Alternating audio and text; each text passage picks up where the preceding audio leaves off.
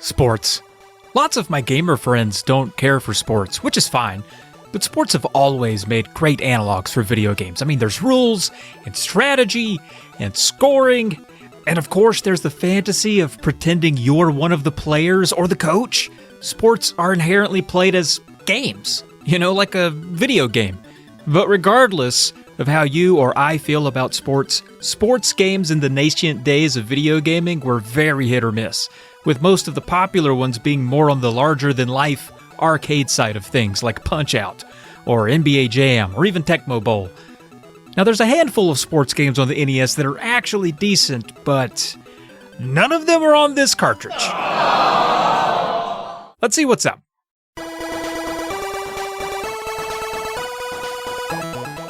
We'll go in the order they're listed on the cartridge, starting with Baseball Pros.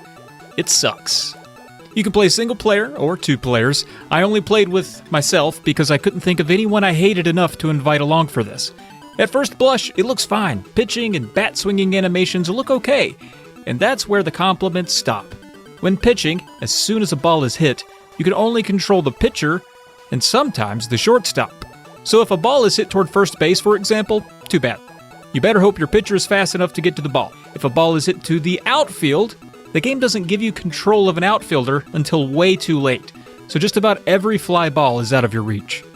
Also, base runners are slow. So slow that you can be thrown out at first base after a hit to left field. Super slow. And speaking of super slow, it took me about 9 innings to learn that I could easily cheese the game as the pitcher by throwing curveballs every time.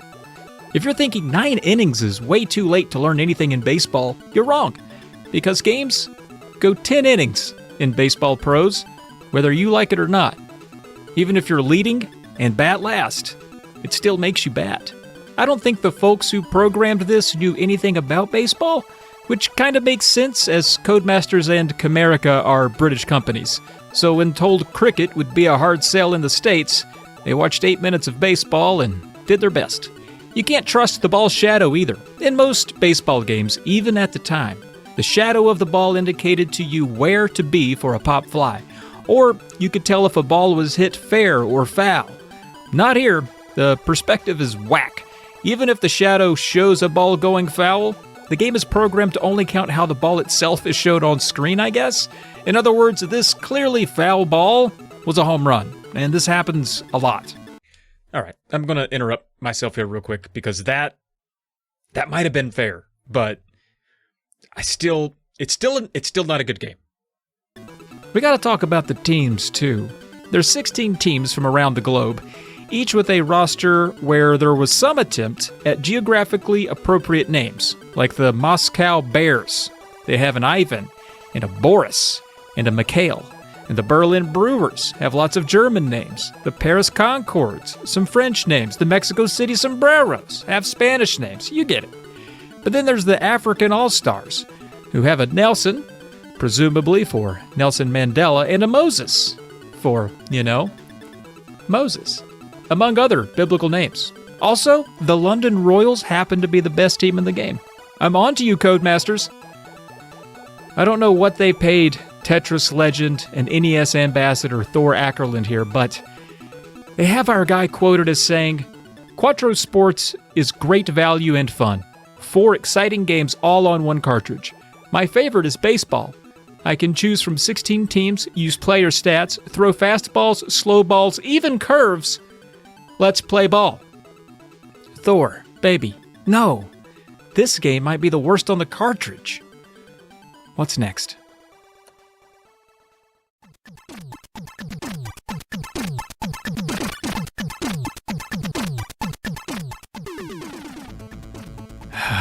Next is a BMX game, and well, it's not much better.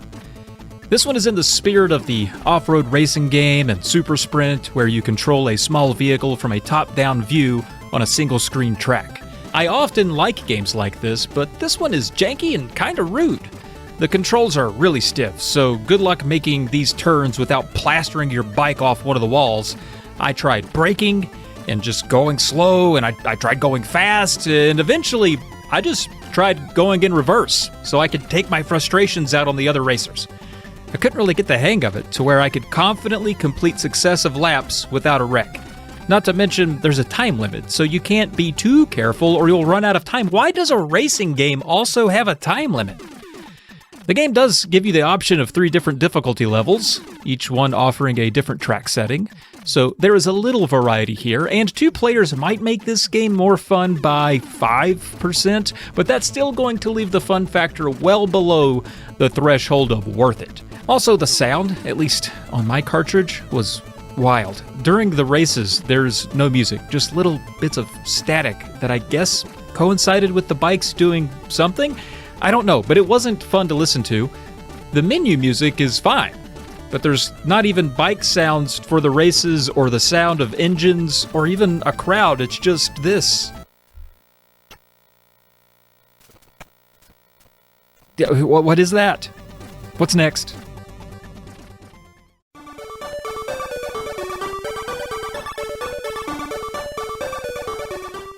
Okay, soccer. Well, soccer is the most competent, and dare I say, I even had fun for a really brief period.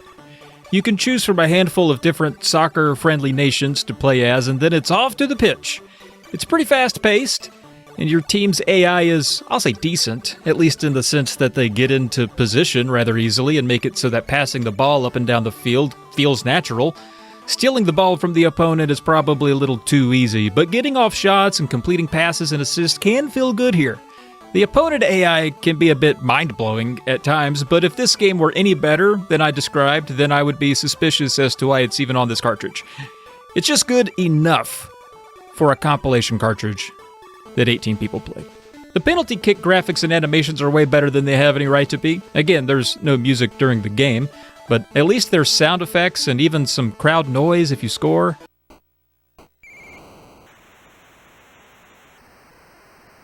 Games go by pretty quick, which is nice. The downside is it doesn't take too long to get so good at the game that the CPU doesn't stand a chance against you, so it can get boring rather quickly. But if I had to pick one game on this cartridge to suffer through again, it's this game, hands down. Because you're not supposed to use your hands in soccer, so yeah, anyway.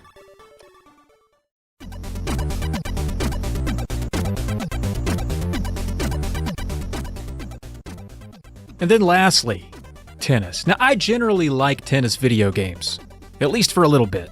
Then I remember that tennis matches can last forever if you don't sweep your opponent. You'll be lucky to do that here, though, because the hardest thing to do is serve. Yeah, the first thing you do in tennis, and maybe even the most important thing, is the hardest thing to do in this tennis game.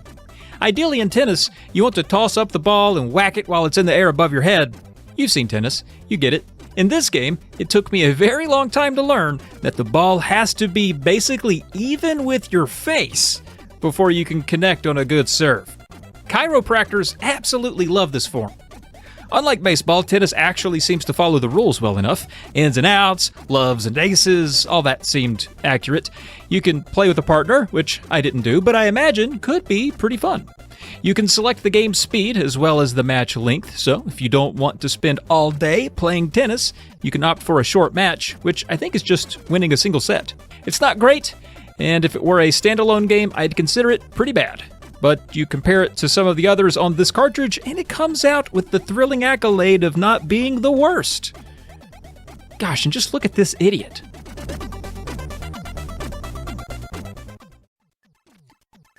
There are 2 other Quattro compilations on the NES.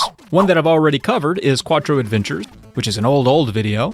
Those games were also way more miss than hit, but there is something about these compilations that I enjoy. I thought maybe, by the time I finished writing this review, I'd be better equipped to explain why I would say that, but I can't really. I definitely think the Adventure cartridge has more value than this sports one, but there's also something about a sports game like the baseball one that gets it all wrong, and that gets a good laugh out of me. And for that, I appreciate it. But that's not the same as me encouraging anyone to pick this up to play. Do not do that. And that's going to do it for Quattro Sports on the NES. As always, do not go the wrong way on the road. Thanks for watching.